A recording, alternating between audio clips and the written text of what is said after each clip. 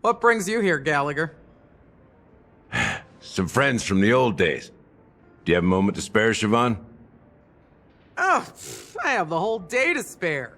Ladies and gentlemen, welcome to Dream Jolt Hostelry. This bar offers a wide variety of drinks, but we draw the line at Soul Glad. Why settle for ordinary when you can experience extraordinary? We're dedicated to serving up nothing but pure joy and laughter. What would you like to drink? I'll whip it up for you.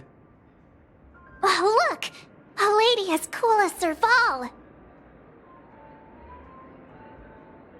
Who's Serval? Will you, introduce me to her? Huh? Oops. She's heard us. Just spare them, my esteemed bartender. I'll take over the bar today. I'm getting up there in age, and I need some practice before I forget the skills that used to put food on my table. Where did you stash the ingredients? They're all under the counter. Since our guests have traveled from afar, shouldn't you whip up some special drinks? That's exactly what I had in mind. Hey, my friends, do me a favor. Go around the bar and bring me any ingredients you fancy. The discussion might take quite some time, so I'll prepare some customized, non-alcoholic drinks for you. In the bar? But aren't all the ingredients right there on the counter? Why, we're in a dream, my lovely lady. You can help yourself to anything if you wish for it. Comfort, hunger, confusion, or even boredom.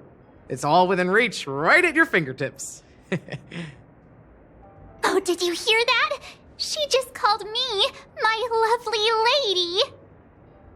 Even in reality, mixing drinks is more than just throwing ingredients together.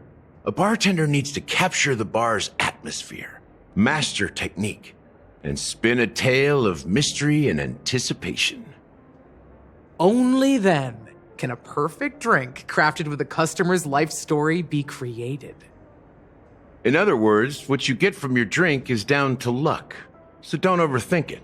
Indecisiveness has no place when it comes to enjoyment.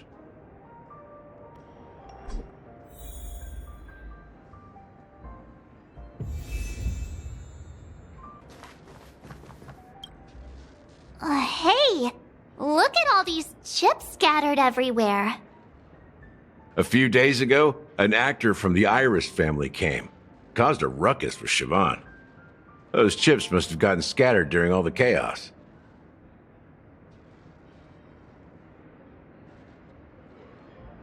Nah, it turned out to be a landslide victory.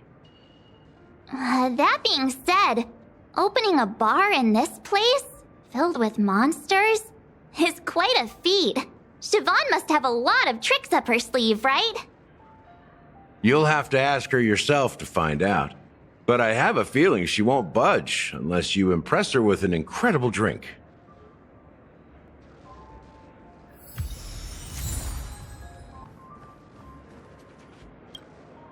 It's Soul Glad! But I thought they didn't sell Soul Glad at the bar. Let's give it a shake. Nice, it's still fizzy and has a long shelf life. Yeah, perhaps. Soul Glad is a classic in Penacony, and it'd be strange for a bar not to have it. Why don't they sell Soul Glad in this bar? Did something happen? It's all about the bartender's pride. It wouldn't make sense for customers to come here and order drinks they can find anywhere else. That's the mindset I use when I brew my coffee. You're right, Himeko. That's quite a stash. Not sure if it's enough. Stay out of my way. I'm looking for Siobhan. Uh-huh? Haven't I made myself clear enough, Miss Amiki? The Dream Jolt Hostelry only welcomes guests who want to enjoy a drink to their heart's content. I'm sorry, but I'm not interested in your proposal. But you have the talent. You'll attract a huge audience. You're destined for the Iris stage, not for this rundown shack. Come with me.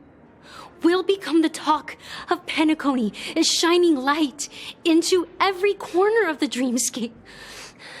Please, Siobhan, I really need you.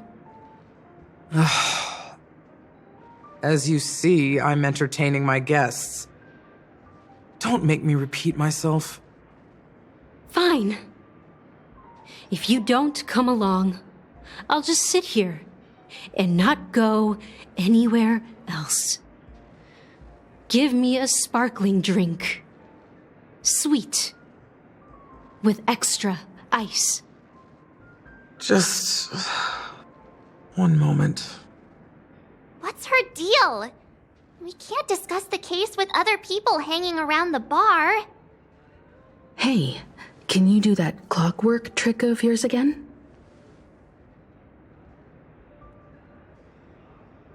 Yeah, I'm counting on you.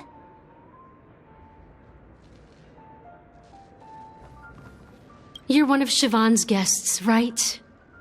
What can I do for you? If you're here to convince me to leave, please stop it. I'll never leave until she accepts my proposal. I just don't get why she won't leave this place. This rundown shack with no customers whatsoever.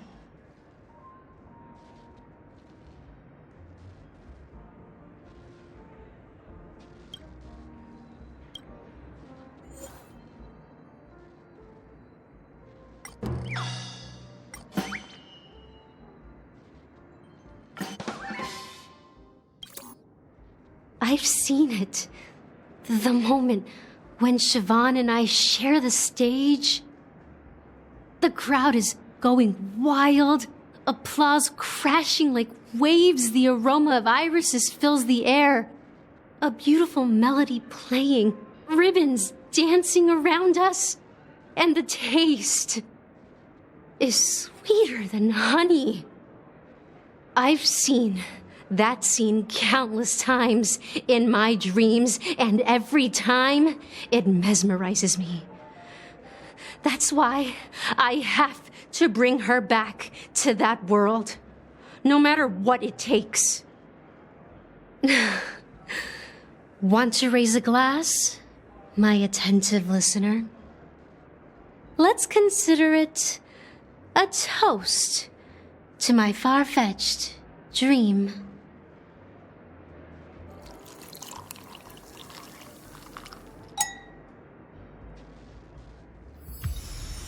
She's still not leaving.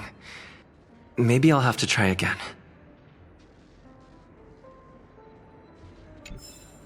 I just don't get why she won't leave this place. This rundown shack with no customers whatsoever.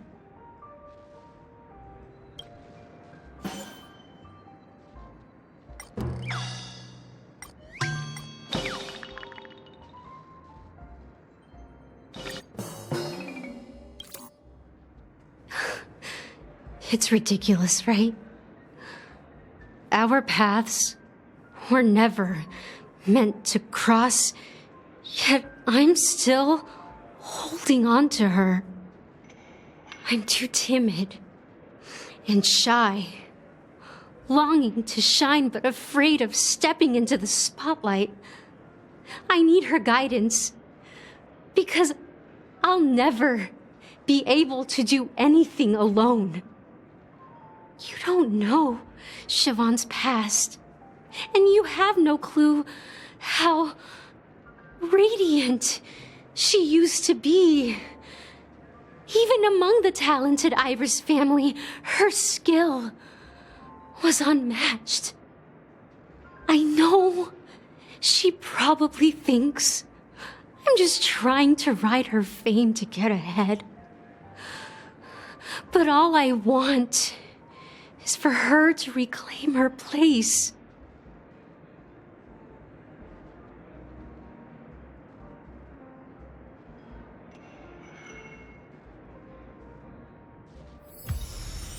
She's still not leaving. Maybe I'll have to try again. I just don't get why she won't leave this place. This rundown shack with no customers whatsoever.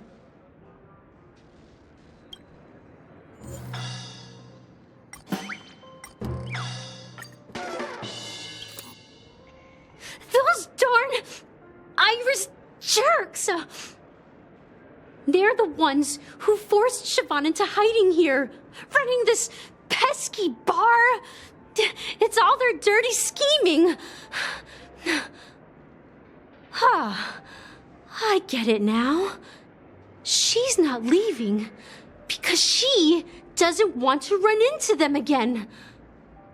I can help clear the way for her. I can do her a favor. I'll go back and write a letter to the Dream Master exposing the crimes committed by the Iris family. Siobhan will definitely appreciate it. Well, talking to you has got me feeling a bit down.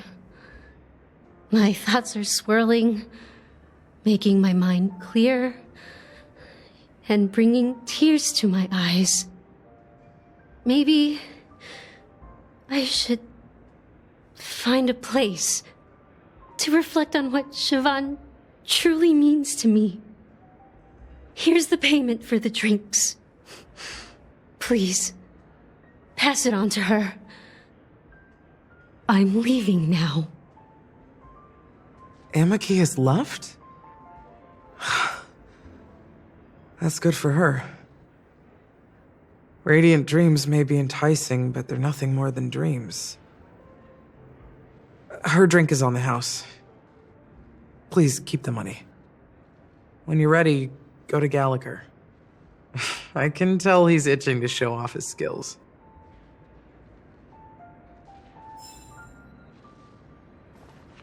That being said, mixing a drink is way simpler than you'd imagine. Just pick your favorite ingredients, toss them in a glass, mix it up, and it's done. So go ahead, explore the bar, and bring me any ingredients you prefer. Nice work. Let me take a look. You found some interesting ingredients there. Now take your pick. Each drink has its own unique flavor, and the base ingredient sets the tone for the initial taste and the lingering aftertaste. So, which one would you like to use as the base?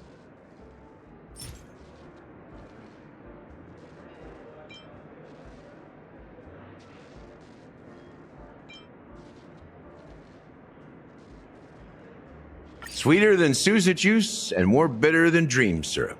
Dream in a bottle. That's a metaphor for Penacony itself. Now that you've chosen the base, it's time to pick the adjunct. The ingredient that'll create a marvelous chemical reaction with the base.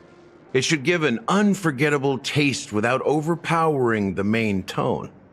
So, what's your choice for the adjunct?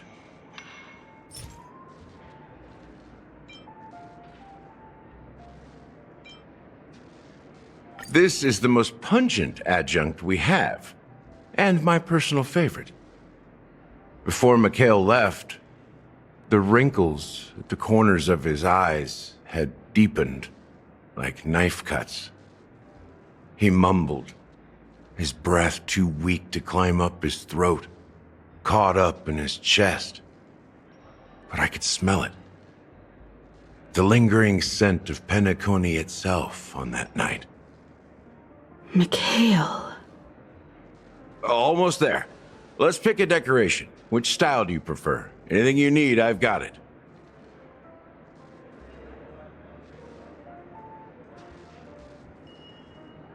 The IPC's favorite. Ambitious, aren't you? Well, it's done. Here's to you, seeker of truth, with this glass of farewell, my lovely. To unfinished business.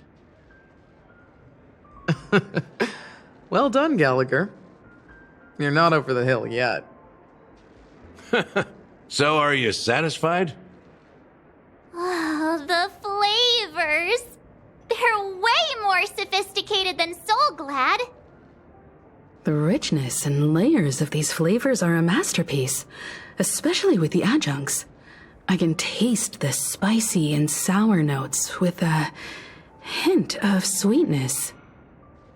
I'm not entirely sure what it all means. Maybe Mr. Gallagher can shed some light on it. Well, if you're expecting a profound answer, I'm afraid I'll disappoint you. The imagery it implies is pretty straightforward. It's just a glimpse of what this dream truly tastes like. Nothing more. Does this true taste have anything to do with that Mikhail? Yeah, that name does sound familiar. When you got knocked out by that masked fool girl, I think I heard someone calling that name. Do you remember? I was right about you. You guys seem to know quite a bit, and now there's no reason to hide anything from you anymore. Let's dig deeper into the case, and of course, I'll tell you a story about Mikhail. All right, let's start with what we know based on the clues the family has. It seems that Firefly isn't a local or an invited guest. In other words, she's a stowaway. She managed to fool me at first. My age must be getting the best of me. But here on the planet of festivities, stowaways are a common sight. You're bound to run into one sooner or later. After the incident, the hounds wasted no time searching for that girl in both the dreamscape and reality. But here's the thing. We only received bad news, and the trickiest kind at that. She simply vanished, leaving no trace in the dreamscape or reality, as if she had never come to Penacony at all. Huh? Does that mean... That's impossible. The problem now is not that she's dead, but that it's as if she had never existed in the first place.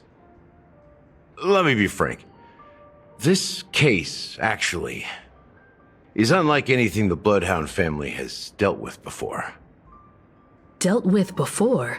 So, death does happen in Penacony, if I understand correctly.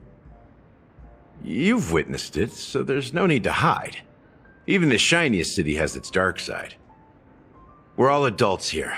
Surely I don't need to explain too much to you. Confronting the family based on that alone would be naive. Death may occur in sweet dreams. So what? Such events are highly unlikely and only affect a tiny number of people.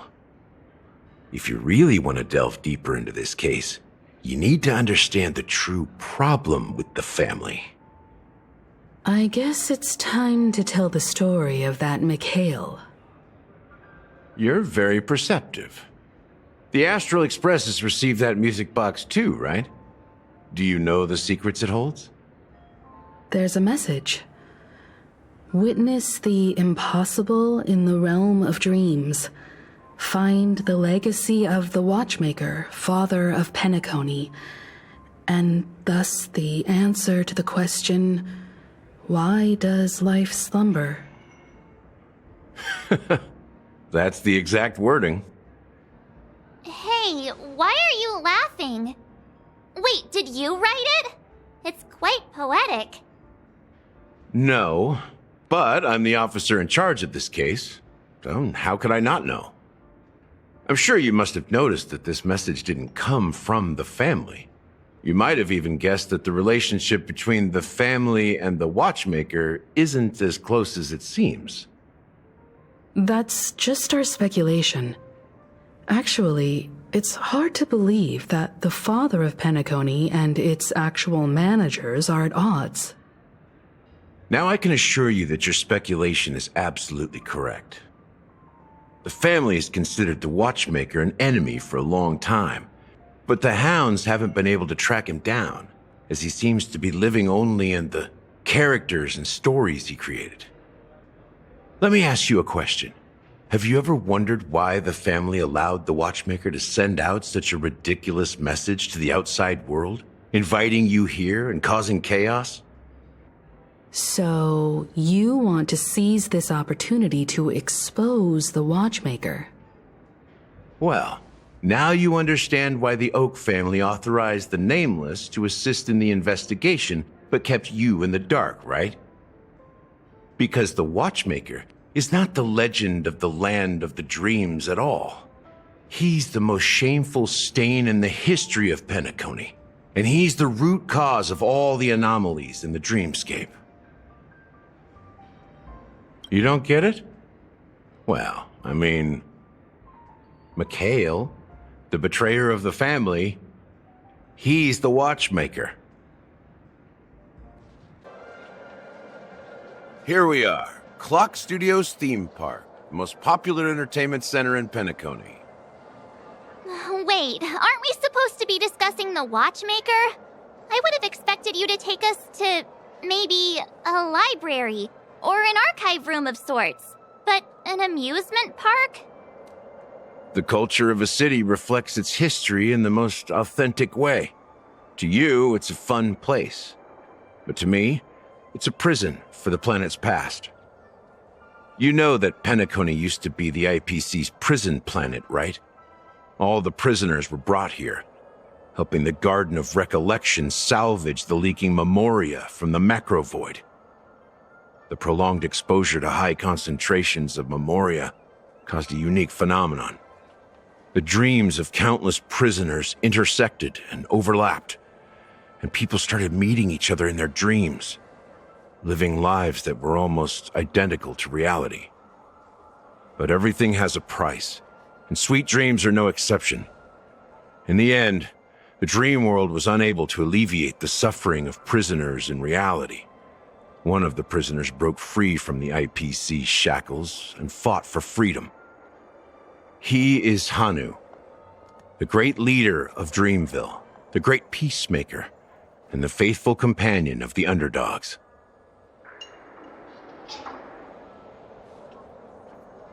History is always written by the winners. However, it's undeniable that Clocky is an animation that draws from Penacony's actual history. These characters not only exist in Dreamville, but also in the distant past. Once you realize this, you'll understand why we're here. There are so many members of the Bloodhound family around here. They just received a lockdown order, supposedly from Sunday himself. Who knows what it's for?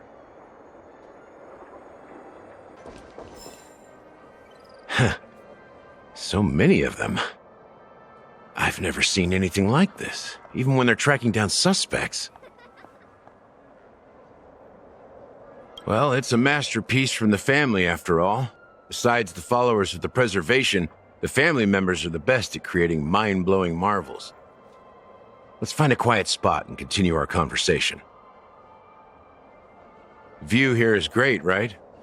We can see everything from here, including Clocky.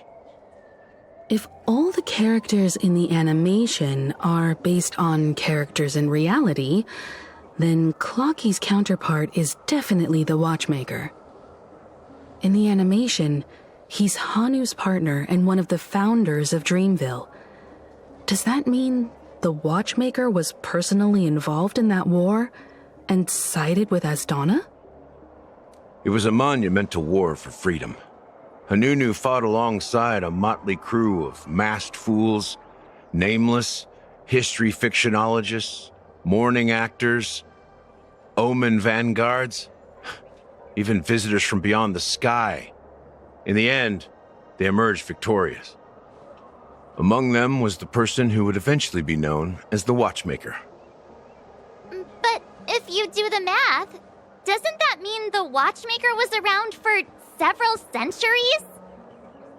I'm not sure, but Mikhail was already the Watchmaker when I met him, so maybe he inherited the title.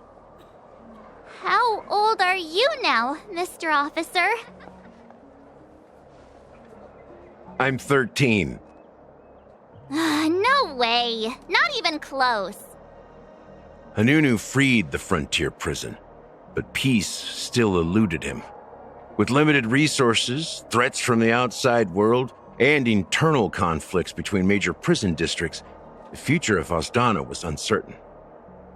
It wasn't until the Watchmaker approached the family with the idea of turning the prison into the planet of festivities that Penacony finally gained its name and glory. Thus, he became known as the Father of Penacony. But didn't you say the Watchmaker betrayed the family? And you said you were his companion, so that means you... No, I'm not his companion, but rather one of his many children. But I am indeed a traitor. Not to the family, but to Mikhail. What did you do? I did nothing.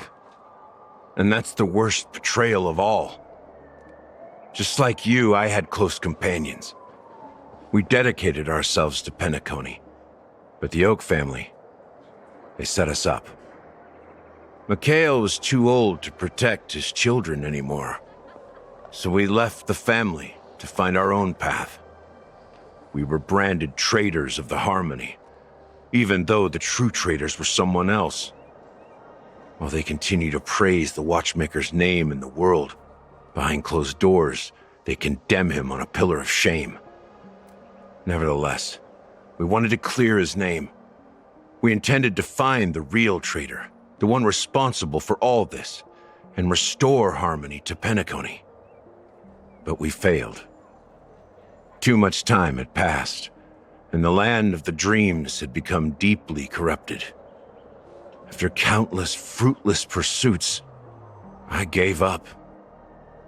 Like a lost dog.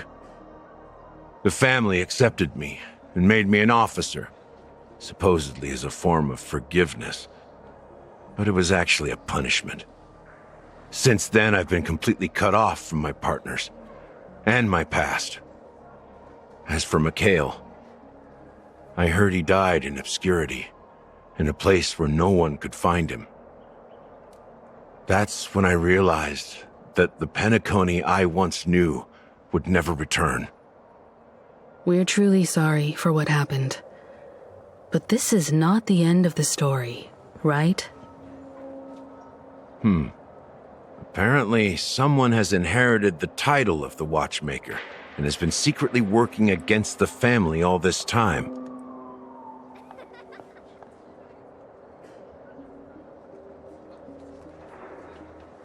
Well, that's one way to look at it. However, only one member has truly inherited the Watchmaker's title. Unfortunately, after all these years, I have no idea who that person is, or if they're even real. Or just Mikhail's lost soul haunting the dreams. So, do you understand why I'm spilling all this info? Because I believe the girl's death must be connected to the Watchmaker's legacy. And at the end of all these mysteries, we will find the answers we are seeking. If it really is Mikhail's ghost, I want to meet him. If only for the last time. For those who despise me could form a line from here all the way to the entrance of the hotel. But those willing to look me in the eye and hear me out? Let's just say, there won't be many. I've told you all I know is a sign of gratitude. Thank you for listening to this old dog. Bark and all. Something just happened at the theme park. Now if you'll excuse me, good luck to all of you. How ironic. What's so different between the stowaways rejected by Penacony today and the dream seekers once hailed as pioneers several amber eras ago? Gallagher does have a troubled past, it seems. While Firefly's whereabouts remain a mystery, his stories shed light on our suspicions about the true identity of the Watchmaker, his connection to the family, and the power struggles hidden behind sweet dreams and death. Exactly. Gallagher suggests that the real traitor is someone else. Probably within the Oak family. That lines up with what we've gathered so far. Firefly got involved in this mess because of the legacy, and now we're sure that Aventurine's accusations against Acheron are baseless. You're really into Clocky, huh? He's just a fictional character, not a real person. Speaking of which, that Clocky who only reveals himself to you is quite intriguing. It's a shame we've never met him since then.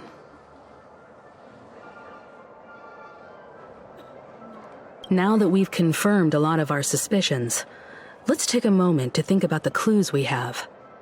Send a message to Welt and see how things are going on his end.